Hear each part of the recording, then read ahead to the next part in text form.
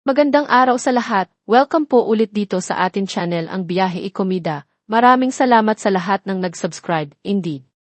Punta tayo sa atin topic. Magkapatid na Bunak at Bilog ginawa ng remake ang viral video nila noong 2017.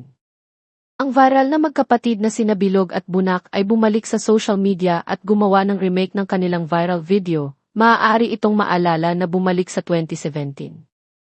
Ang mga kapatid ay naging mga bituin sa internet na may karaniwang video ng kanilang mga tipikal na kapatid. Ito ay noong si Bilog, 10 taong gulang noon, ay kumakanta, at pagkatapos ay naroon si Bunak, 7 taong gulang noon. Napilit na iniinis ang kanyang kapatid na babae.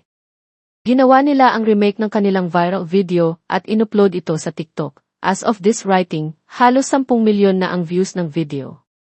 Muling nagbalik sa social media ang viral na magkapatid na sina Bilog at Bunak sa remake ng kanilang sikat na video. Balik sa 2017. Naging internet sensation sila sa kanilang relatable sibling antics. Tampok sa orihinal na video si Bilog, na noon ay 10 taong gulang, na kumakanta habang ang kanyang nakababatang kapatid na si Bunak, 7 noon, ay mapaglarong inis sa kanya. Maraming netizens ang na-miss ang natural pero nakakatawang kalokohan ng magkakapatid. May mga feeling na matanda, na-realize kung gaano kalayo ang back ng kanilang unang viral video. Feel ko ang tanda ko na, ang laki nyo na, hala, sila na ba talaga ito? Sobrang piaglihian ko kayo dati, hahaha nickname tuloy ng anak ko Bunak. Ang laki na nila, ang tanda ko na talaga hahaha. Sina Bilog at Bunak ay magkapatid na Pilipino na sumikat sa 2017. Sa pamamagitan ng video kung saan mapaglarong nagtalo sila habang nagre-record si Bilog ng musical cover. Ang kanilang tapat na pakikipag-ugnayan ay umaakit sa maraming mga netizens na humantong sa malawakang online na pagbabahagi. Ang kanilang kwento ay kalaunan ay itinampok sa isang episode ng programa sa telebisyon na magpakailanman na pinamagatang T-Viral Siblings, The Bilog and Bunak Kayongson Story, na nagdelve sa kanilang buhay pamilya at sa mga pangyayari na nakapalibot sa kanilang viral moment. Sa pagsasadula, si Lynn Bautista ang gumanap na Bilog at si Kenken Nuyad ang gumanap na Bunak. Itinampok sa episode ang malapit na bonding ng magkakapatid at ang mga hamon na kanilang kinaharap na nag-aalok sa mga manonood ng mas malalim na pag-unawa sa kanilang buhay na lampas sa viral video. Naging tampok din sila sa multi-awarded show ng kapuso mo Jessica Soho, mas kilala bilang KMJS, na pinagbibidahan ni Jessica Soho, isang bihasang at multi-awarded journalist. Ang kanilang kwento ay halimbawa kung paano ang mga tunay na sandali ng pamilya ay maaaring makuha ang pansin ng publiko at humantong sa mga pagkakataon sa mainstream media.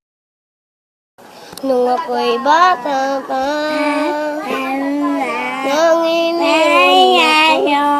Ipapasok ko to sa Facebook, visit ka.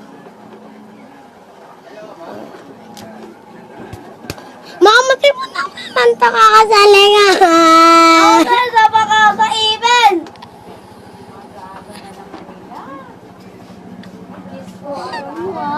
Naglalaro lang ako dito, inaano? Di Bunak? Anong sabak yun? Nag-ano lang ako dito, paepal. Dama ko na. Pag-uuntugin ko kayo, isa na lang. Dama una. Dalawa na yan ha, isa na lang. Nung ako'y bata pa, nanginginig. Ipapasok ko to sa Facebook, visit ka.